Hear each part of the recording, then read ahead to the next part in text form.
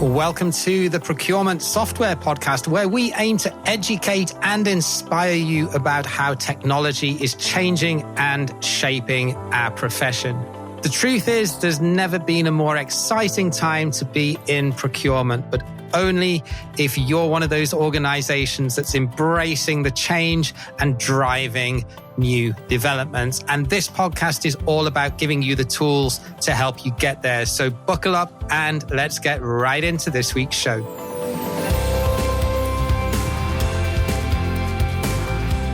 Yes, hi there, James here, and welcome to another episode of the Procurement Software Podcast.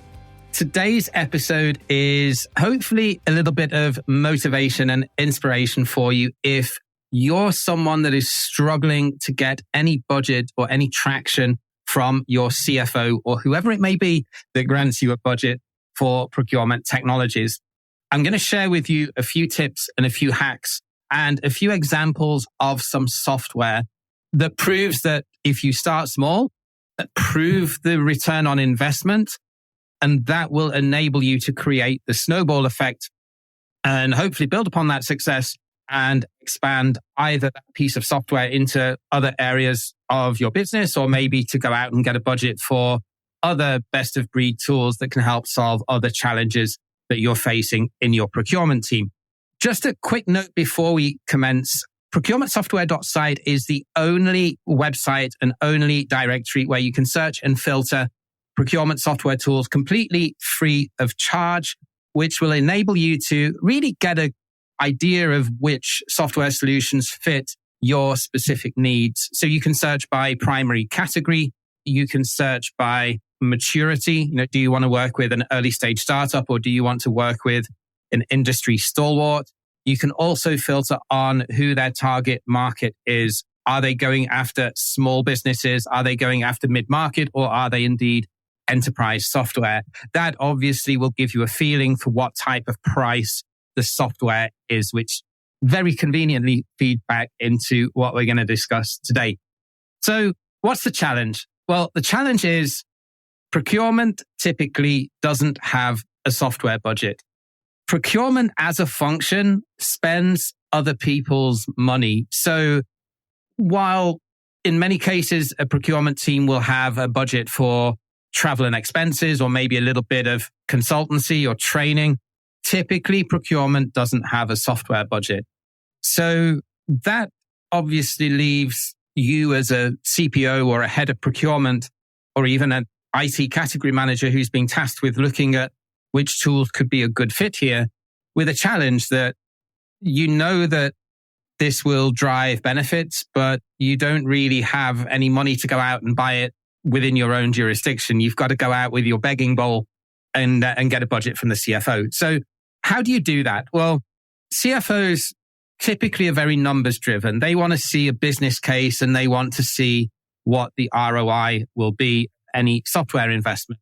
And the challenge with that is, for anyone that's tried to report cost avoidance, I'm sure you'll sympathize with this, is often the savings that procurement tech will deliver are soft savings, at least in the first instance, because the savings or the benefits are often through freeing up strategic procurement, strategic sourcing, category manager roles to enable them to do more added value work instead of doing operational or tactical activities.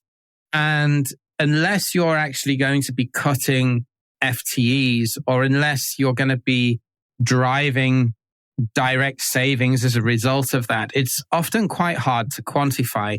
So spend analytics, it's quite easy to win the argument, because you're essentially saying, if I know what I spend, it will enable me to generate X% more savings, or to avoid X% of cost through risks that I didn't know about. Likewise, with procure to pay software, you could potentially say that you could save one or two heads in operational procurement, or perhaps even accounts payable, if you and finance are sort of sitting under one umbrella.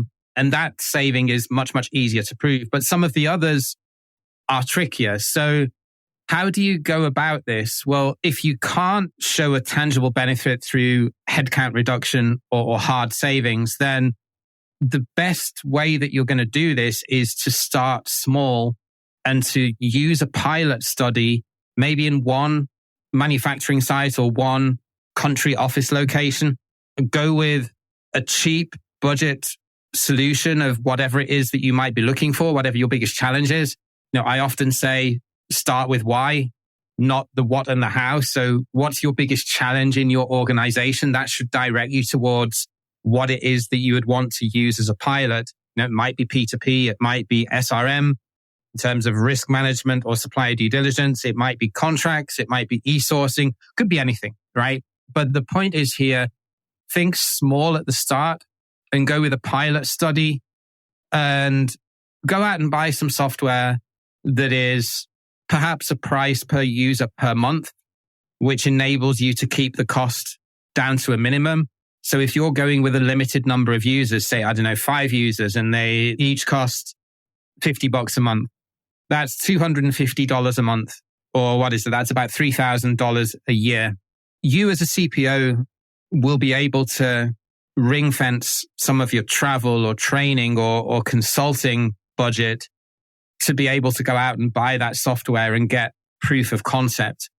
So if you're able to do that and you see the success, if that production size or that office or that small group of users is really seeing the benefits, you then get a little bit of, shall we say, customer marketing or stakeholder marketing in this sense, that they're really happy with the solution. It's much better than what they were previously doing, using email or spreadsheets or not having data around them. And that word of mouth will spread to other parts of the organization. And then slowly but surely you will get a snowball effect. And it won't be you trying to convince the CFO to give you a budget. It will be him or her coming to you and saying, hey, that piece of contract management software that we implemented in X location seems to be really popular. Can we maybe roll it out to the rest of the organization? Or, what will it cost? How can we spread this? Once you have a case study and once you've run a pilot and seen some success, it's pretty easy then to build testimonials internally. And assuming you've got the right people on your team who are good at communication, back to another thing that I often rant about, procurement often aren't that good at communication, but assuming you've got someone on your team who is pretty good at internal comms, you can then leverage those testimonials and do that PR within the organization. And other sites, other locations, other departments will hear about this success story. And if you're able to track then some of the tangible benefits that it brings, if you're able to track time savings or even better, hard cost savings as a result of the software that you've brought in, productivity benefits are always a little bit more difficult to substantiate, but oftentimes that is what gives, as a procurement function, the real hit. You could also potentially explain this in terms of what is the effective hourly rate of a category manager. If you took their annual salary and divided it by the number of days that they work per year and then divide it by the number of hours that they work in a day, that will give you their hourly rate. You can then quite logically argue that a category manager on that hourly rate, especially in developed economies like Europe or North America, shouldn't really be spending that amount of time performing administrative tasks that you could go on a freelancer platform or even hire a part-time admin assistant to deal with that. So if you're able to then automate or eliminate some of that through tech, then that knowledge worker is going to have a lot more time on their hands to be able to deliver value to the business, right? Which is ultimately what you as a procurement professional are hired to do. You're not hired to make PowerPoint slides look pretty. You're not hired to run around getting signatures on contracts or get travel approvals for a business trip that you want to go on. So you need to think about this a little bit more holistically and, dare I say, a little bit more like an entrepreneur, and start small and get that snowball effect. Likewise, you could use the same argument for things like opportunity cost. If someone skilled is spending their time on non-value added activities, then what's the additional benefit in savings or top line value to the business that individual could deliver if they weren't having to perform these manual tasks and if a tech application could do it for them? So what I'm essentially saying here is that you need to carve out your own budget. A CFO has 1,000 other requests and priorities. And come on, we all know that, honestly speaking, procurement is rarely at the top of that list. It is what it is, right? So let's take a quick look at what are some examples out there. If you do go down this approach, then what sort of software apps are out there that are relatively affordable and that could give you this momentum in a pilot study? Well, first of all, there are over 20 procure-to-pay platforms which target SMEs and the lower end of the mid-market with affordable software applications to automate and digitize some or all of the intake to procure to invoice to pay process. If I look at it, end to end. These have various different starting price points. Some of them will give you 5 users for around $250 to $500 per month. Others price individually per user per month. Others have unlimited users for a fixed cost. We've actually done a piece of research on those.